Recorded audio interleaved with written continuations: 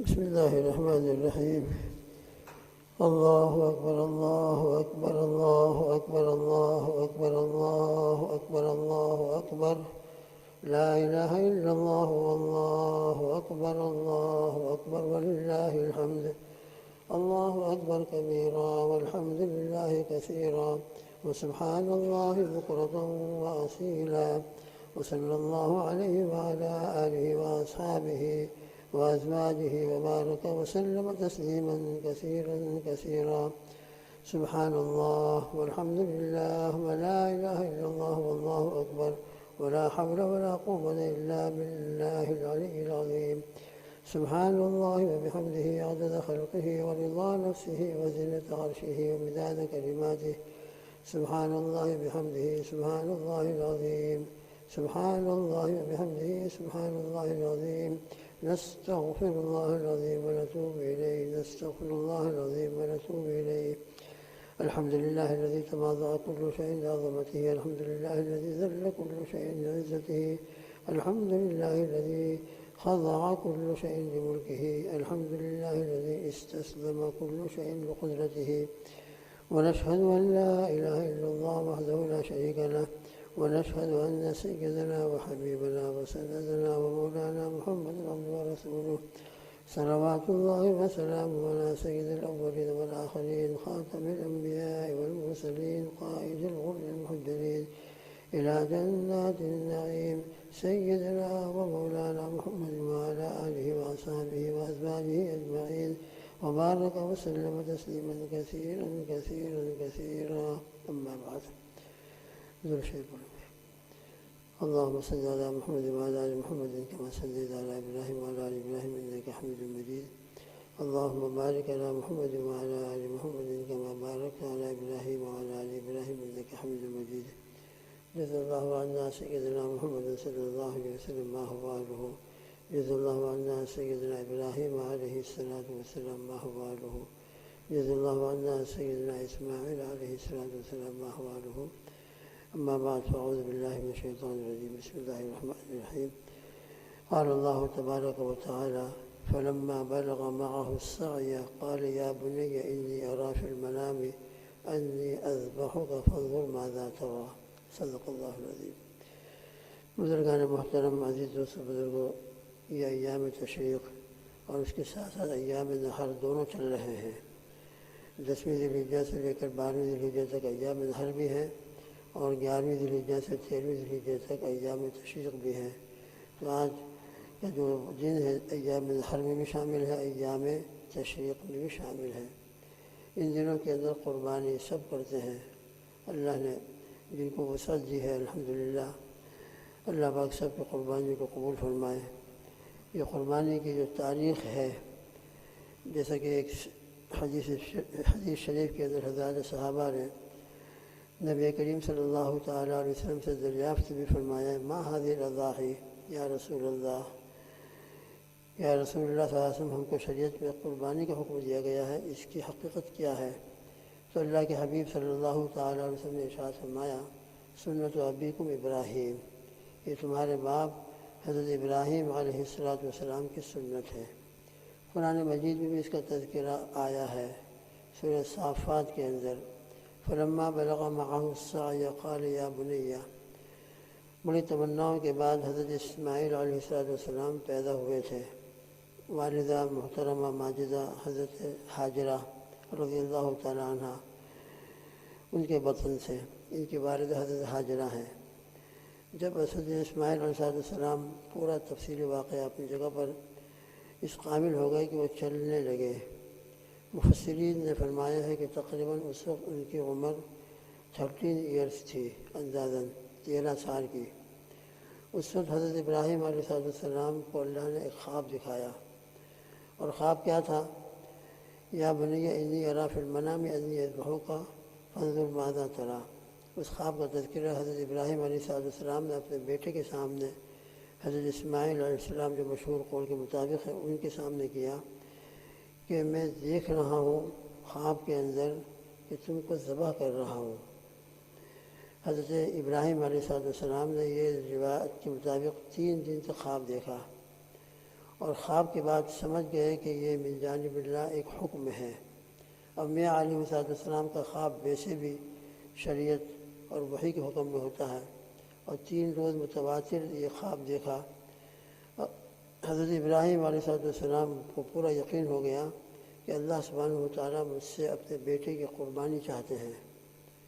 اب اس کی ایک شکل یہ تھی کہ بیٹے کو پکڑتے اور لے جا کر فوراً ذبح کر دیتے، لیکن انبیاء علیہ السلام بڑے ذہین اور بڑے سمجھدار، اور کام کس طریقے سے کرنا چاہیے اس کی پوری ترتیب اللہ تعالیٰ ان کو سمجھاتے ہیں۔ اور پھر انبیاء علیہ السلام کا جو دعوت کا کام ہوتا ہے، کوئی عمل ہوتا ہے تو اسی ترتیب کے مطابق ہوتا ہے۔ تو یہاں بیٹے کو ذبح کرنا کوئی معمولی چیز نہیں تھی، لہذا حضرت اسماعیل علیہ السلام کے سامنے اپنے خواب بیان کیا۔ خواب بیان کرنے کا مقصد یہ نہیں تھا کہ حضرت ابراہیم علیہ السلام کو اب اس اللہ کے حکم کے پورا کرنے میں کوئی تردد ہو رہا ہے، پس و پیش کر رہے ہیں، آپ تو بالکل تیار ہیں۔ البتہ بیٹے کو تیار کرنے کے لیے ان کے سامنے یہ اللہ تعالیٰ کی طرف سے جو آپ کو حکم ہوا تھا اس کا ذکر فرمایا، تاکہ بیٹا ابھی تو چھوٹا ہے، خدا نخواستہ اگر وہ کوئی بات کہے گا کہ میں تو تیار نہیں ہوں، یہ تو بہت بڑا مجاہدہ ہوگا، میں کس طرح اپنے آپ کو ذبح کے لیے پیش کر دوں۔ تو حضرت ابراہیم علیہ السلام کا مقصد یہ تھا کہ خدا نخواستہ اگر وہ اس قسم کا کوئی جواب دیں تو ان کو سمجھایا جا سکے کہ اللہ کا حکم ہے، ہم اللہ کے غلام ہیں، اللہ ہم کو جو حکم دے دے بس ہم ان کے حکم کو تسلیم کر لیں اور ان کے حکم کے سامنے تیار ہو جائیں، اسی میں اللہ سبحانہ وتعالیٰ کی رضامندی ہے۔ لہذا اگر بیٹا کوئی اس قسم کی بات کرے گا تو اس کو سمجھایا جائے گا۔ اس مقصد سے حضرت ابراہیم علیہ السلام نے اپنے بیٹے کے سامنے یہ اپنا خواب بیان کیا، یا بنی انی اری فی المنام انی اذبحک فانظر ماذا تری۔ یہ میرے بیٹے، یا بنیا، بنیا تصغیر کا صیغہ ہے، ایک تو ہوتا ہے یا ابنی میرے بیٹے، لیکن یہاں یا بنیا یہ میرے چھوٹے سے بیٹے، ابھی بالغ بھی نہیں ہوئے تھے، لہٰذا اس اعتبار سے یہ فرمایا کہ میرے پیارے بیٹے، چھوٹے سے بیٹے، میں دیکھ رہا ہوں خواب میں کہ تم کو ذبح کر رہا ہوں، فانظر ماذا تری، تم ذرا سوچ لو کہ تمہارے اس کے بارے میں کیا رائے ہے۔ حضرت ابراہیم علیہ السلام کا مقصد صرف یہی تھا کہ ان کو اگر خدا نخواستہ کوئی تردد ہوگا تو اس تردد کے لیے ان کو سمجھایا جا سکے گا۔ اس سے ہمارے لیے ایک بہت بڑا سبق ملتا ہے کہ دعوت دینے کا بھی ایک طریقہ ہوتا ہے، کسی کو کوئی بات کہنا ہو تو اس کا بھی ایک انداز ہوتا ہے۔ پہلے ذہن سازی کی جائے، اس کا ذہن تیار کیا جائے، اس عمل کے لیے اس کو آمادہ کیا جائے۔ اگر وہ خدا نخواستہ کوئی انکار کرے یا کوئی تردد کا اظہار کرے تو پھر شریعت کے احترام، دین کی عظمت، اللہ سبحانہ وتعالیٰ کا حکم جو شاہی حکم ہے، یہ شریعت کیا ہے؟ اللہ کا شاہی حکم ہے، اور بادشاہ کی طرف سے، پرائم منسٹر کی طرف سے کوئی بات آتی ہے تو اس کا ایک وزن ہوتا ہے، میں کہہ دوں اور آپ کہہ دیں ٹھیک ہے، آپ کی بات میری بات، لیکن وہی بات پرائم منسٹر کہہ رہا ہو، بادشاہ کہہ رہا ہو، تو شاہی فرمان یہ بہت اپنے اندر عظمت رکھتا ہے، اور لوگ اس کو بڑی عظمت کے ساتھ لیتے بھی ہیں اور عمل بھی کرتے ہیں۔ لہذا یہ پوری شریعت جو ہے ہم ذہن میں رکھیں، قرآن یہ اللہ کا شاہی فرمان ہے۔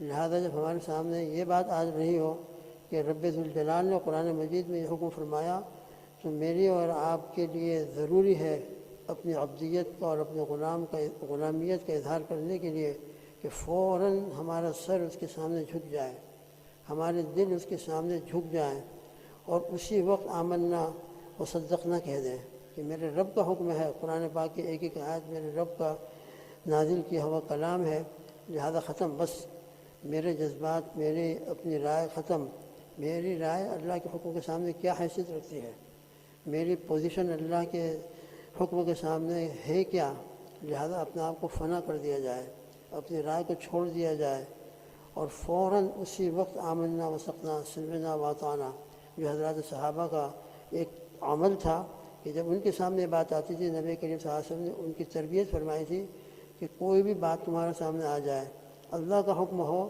تو ذرہ برابر بھی اس میں تردد نہ ہو، ڈاؤٹ فل اس کو نہ سمجھا جائے، بلکہ پورے یقین کے ساتھ اس کو لیا جائے، مانا جائے، تسلیم کیا جائے، اور تسلیم کرتے ہوئے زبان سے بھی اقرار کر لیا جائے سمعنا واطعنا، اے ہمارے رب ہم نے آپ کا حکم سنا اور ہم نے اطاعت کی، آمنا و صدقنا، آپ کے حکم پر ایمان لائے اور ہم نے اس کی تصدیق کی۔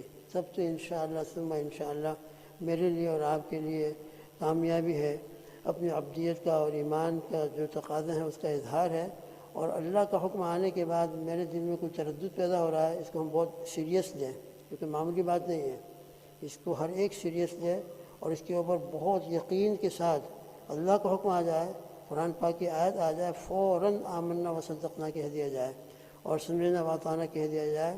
اس میں انشاءاللہ ہمارے ایمان کی حفاظت ہے، اپنی عبدیت کا اظہار ہے، اور اس واقعے کے اندر حضرت ابراہیم علیہ السلام جو فرما رہے ہیں فانظر ماذا تری، مقصد ہی یہ تھا کہ خدا نخواستہ بچہ ہے، اگر کوئی ذرا بھی تردد پیش کرے گا تو اس کو سمجھایا جائے گا، اس لیے خود بھی اپنے آپ کو تسلیم کر لینا ہے، اور سامنے والے کو جب ہم کوئی اللہ کا حکم بیان کریں تو ایک چیز کہ ڈائریکٹ ہم اللہ کا حکم بیان کر دیں، نہیں، اس کے بھی ایک طریقہ ہوتا ہے، سامنے والے کی پوزیشن کیا ہے، وہ دین کے کس لیول پر ہے اور ایمان اس کے اندر کس درجے کا ہے، اس کا اندازہ داعی کو کرنا چاہیے، اور داعی کو ان حالات کو سامنے رکھ کر پہلے اس کی ذہن سازی کی جائے، آخرت کو یاد دلایا جائے، موت کو یاد دلایا جائے، اللہ کی عظمت اس کو سمجھایا جائے، دین و شریعت کا احترام اس کے سامنے پیش کیا جائے، پھر اس کے بعد اللہ کا حکم پیش کیا جائے، تو ان تمام باتوں کی برکت سے انشاءاللہ اس کا دل اس بات کو تسلیم کرنے کے لیے آمادہ ہو جائے گا۔